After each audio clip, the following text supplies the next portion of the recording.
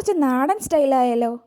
അതെ, ഇന്ന് പാക്കറ്റ് ഫുഡില്ല, സൊമാറ്റോ ഇല്ല, ഒന്നുമില്ല. നാടൻ ഫുഡ് നാടൻ സ്റ്റൈലിൽ കഴിച്ചാലോ? അപ്പോൾ രാവിലെ ഇങ്ങനെ കഴിക്കാൻ നല്ല കപ്പ പുഴുങ്ങിയത്, മുളകിട്ട മീൻകറി, പിന്നെ 2-3 കൊച്ചുള്ളിയാണേ.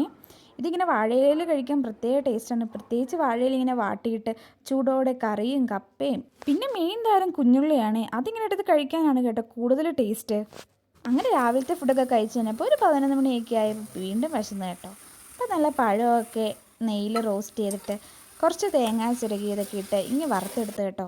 ഇതിലേക്ക് കുറച്ച് ഏലക്ക പൊടിച്ചതും കുറച്ച് നട്ട്സൊക്കെ ഇട്ട് കഴിക്കാൻ പ്രത്യേക ടേസ്റ്റാണേ.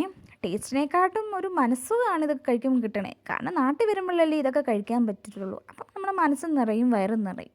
അപ്പോഴത്തേക്കും ഉച്ചയായി കേട്ടോ. പിന്നെ ഒരു ചട്ടി എടുത്ത് അതിലേക്ക് കുറച്ച് ചോറും തട്ടി കുറച്ച് കപ്പയും അങ്ങിട്ട് പിന്നെ കോവയ്ക്ക മെഴുക്ക് വരട്ടി മീൻ വറുത്തതും ഒക്കെ കൂട്ടി അങ്ങനെ കഴിക്കുവാണേ. ഇതൊക്കെ കഴിക്കുമ്പോൾ പ്രവാസികൾക്കായിരിക്കും കേട്ടോ ഏറ്റവും കൂടുതൽ മിസ് ചെയ്യുന്നത്.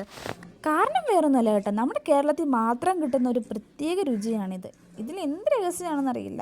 പ്രത്യേകിച്ച് ചട്ടിയിലോട്ട് ചോറും അതിൻ്റെ കൂടെ തന്നെ കപ്പയൊക്കെ ഇട്ട് ഇങ്ങനെ ഉരുട്ടി ഉരുട്ടി കഴിക്കണത് അത് പ്രത്യേക ഫീലാണ്. അത് എത്ര സ്പൂണിട്ട് കഴിച്ചാലും ഈ കൈ കൊണ്ട് ഇങ്ങനെ ഉരുളയാക്കി കഴിക്കുന്നതിൻ്റെ ടേസ്റ്റ് അതൊരിക്കലും കിട്ടില്ല കേട്ടോ. വൈകുന്നേരമായി നമുക്ക് മലയാളികൾക്ക് ചായ നിർബന്ധമാണല്ലോ. അതിൻ്റെ കൂടെ എന്തെങ്കിലും കടിയും വേണമല്ലോ നമുക്ക്. ഇതാണ് നമ്മുടെ പ്രത്യേകത. അങ്ങനെയാണ് നമ്മൾ മലയാളികളെ തിരിച്ചറിയുന്നത് തന്നെ. ഇതൊക്കെ ഞാൻ ഒരുപാട് അഭിമാനത്തോടെയാണ് പറയുന്നത്. കാരണം നാട്ടിൽ നിന്ന് വെളിയിൽ പഠിക്കാൻ പോയപ്പോൾ തൊട്ടാണ് ഇതിൻ്റെ വിലയൊക്കെ ശരിക്കും മനസ്സിലായി തുടങ്ങിയത്. അതുകൊണ്ട് ഇപ്പം നല്ല വിഷമമുണ്ട്. രാത്രിയിൽ നമുക്ക് കഴിക്കാൻ കഞ്ഞിയായിരുന്നുണ്ട്. കഞ്ഞിയും മോരും ബീഫ് വളർത്തിയതും ഒക്കെ ആയിരുന്നേ.